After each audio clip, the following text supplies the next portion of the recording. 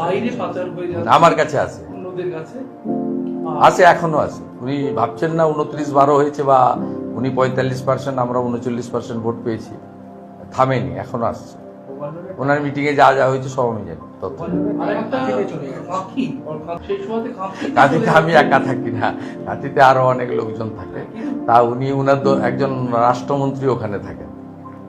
উনি যেদিন বলবেন আমার কাছে যায় সেদিন আমি উত্তর দেবো। তা উনি ক্লিয়ার করে বলুন।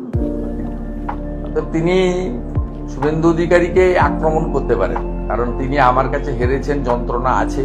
1956টা বেড়ে 8,000-এর কাছাকাছি গেছে। তারপরে আমার জেলাতে কার্যত শূন্য করে দিয়েছি ওনার পার্টিকে। 16টার মধ্যে 15টা বিধানসভায় লিড আছে। তা সব মিলিয়ে উনি কিছুতেই না পারছেন ভোটে আমাকে হারাতে, না পারছেন ব্যক্তিগতভাবে আমাকে